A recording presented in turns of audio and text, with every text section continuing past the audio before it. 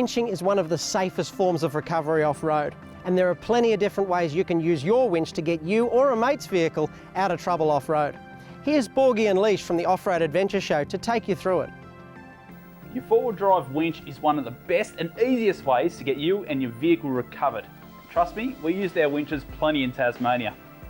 Now today we're going to run you through a few basic winching techniques, including the single line pull, the double line pull and a winch redirect. Let's start off with the simplest one of all, the single line pull. Now the single line pull is one of the most basic winch techniques, but it does require some fairly specific gear to do it safely. First you'll need a winch and a winch controller, then you'll need a tree trunk protector and at least one rated bow shackle. Start by selecting a recovery point. Now this could be a tree or another vehicle. We suggest using a tree though, because these don't tend to move on you. Select a tree that's well rooted into the ground and not a sapling or something that could easily break. Use the tree trunk protector to wrap around the base of the tree and connect the two ends together with your shackle. Once this is done, run out the winch rope from your vehicle using the free spool on your winch, which means it'll run out much quicker. Don't forget to re-engage your winch before starting the recovery. Once you have enough rope laid out, connect the winch rope to the bow shackle, making sure that the winch hook is connected to the pin on the shackle, and the tree trunk protector is free of any obstructions. Place a recovery blanket over the winch rope closer to the hook end of the rope than the vehicle. This blanket will ensure the rope drops to the ground if it breaks or a piece of gear fails. As soon as the rope is connected to the shackle, the recovery is live. That means from this point on, you should never step over the winch rope, walk around it or disconnect it before stepping over it. Re-engage your winch if you haven't already, and it's time to start winching. When you're winching, it's important to only winch for a maximum of 30 seconds before allowing the winch to rest for at least 60 seconds. This allows the vehicle's battery to recover and the winch to perform to its potential. You can use other recovery aids like treads to help clear a path for your vehicle and make life easier on your winch as well. It's best to try and drive with your winch rather than let the winch do all the work, but it's important you only slowly rotate your tyres. Don't spin them too fast, as this can result in your vehicle becoming even more stuck.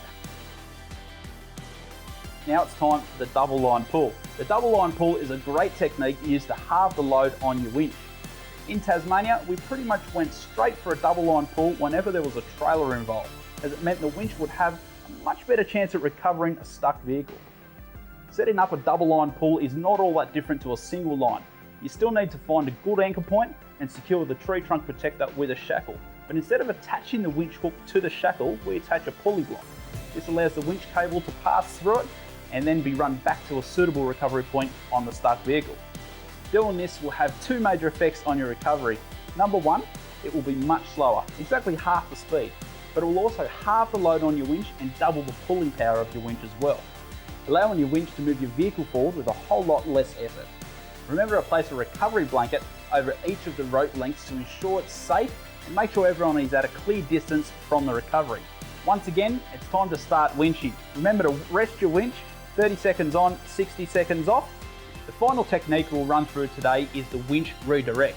These are often used when clearing large trees from the track or when you need to change the direction of the winch line feeding into your winch. For today's example, we'll use the big tree we cleared from the track while in Tasmania on the Swanston track.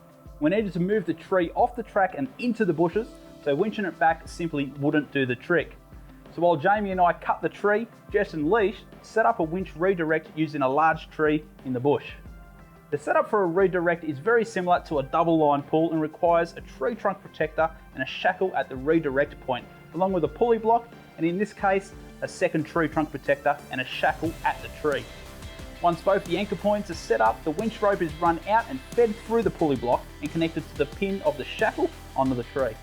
This method allows us to pull the tree sideways off the track without needing to take a vehicle up into the bush, damaging the environment. Recovery blankets are required on both lengths of the rope to keep it all safe, and it's really important that everyone stands back just in case something happens. Now these are just a few of the winching techniques we use to get us out of trouble in Tasmania. So if you've got a few winching techniques, why don't you pop them in the comments below.